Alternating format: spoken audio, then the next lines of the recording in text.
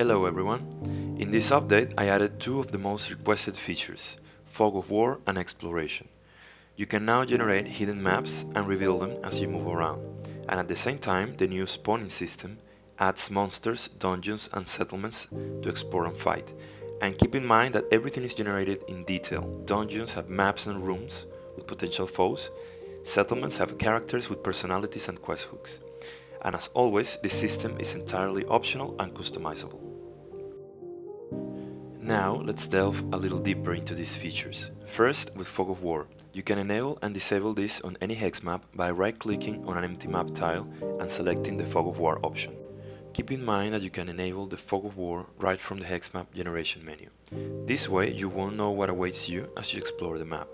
Notice that every time you enable the Fog of War in this menu, the map is re-rolled using the parameters and biomes you selected above, allowing you to create the perfect map for your game while still leaving room for surprises.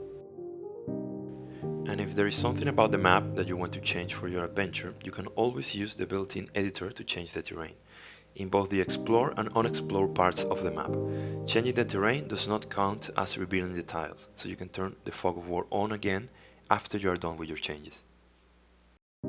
Now let's focus on the spawning system. This system is off by default on all hex maps, and you must enable it by right-clicking on the map and pressing on the Exploration Settings button. This opens a panel from where you can control every detail of the spawning system. You can set the overall theme, fantasy or sci-fi, and you can set the chances of foes, dungeons and settlements spawning. You can even set the particular type of foe or settlement that you want to appear in your game. If you feel that something is spawning too much or too little, you can play with these values until you get the perfect spread. You can also change this mid-game to represent a change in your adventure. Perhaps the area of the map you're traveling is more dangerous or is filled with ancient ruins. And finally, the bottom part of this panel contains the spawn chance increase. What this means is that every time something is not spawned, the chance will increase by this amount.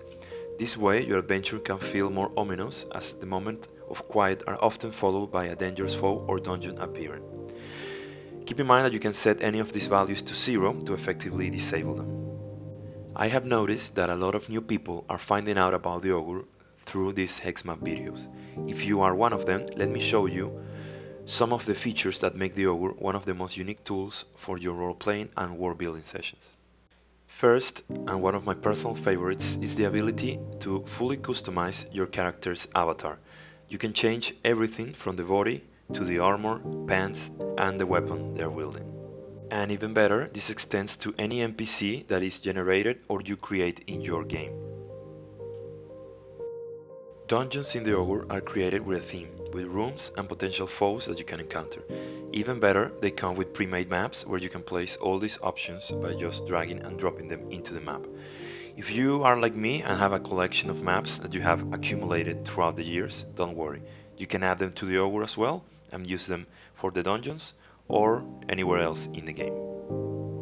As you can see, the Augur comes with a wide variety of foes for both fantasy and sci-fi playthroughs. They all have descriptions and quest hooks to make them useful in your adventures. And of course, they all have unique avatars to make visualizing them even easier. The Augur is so much more than what I can show you in this video. You can create planets with just a right click on the screen. They all come with their own generated hex maps where you can use the same Fog of War and exploration mechanics described earlier.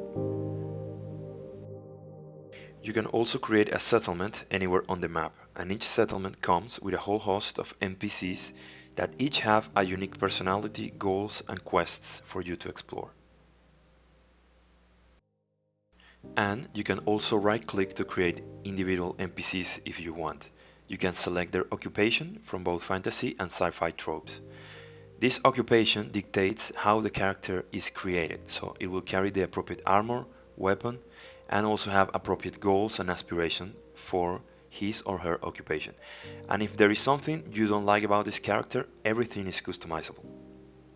If you're feeling brave, you can even have a chat with your NPCs by using the integrated AI feature.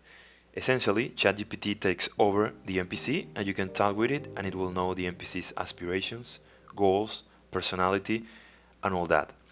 This affects the way it responds and chats with you.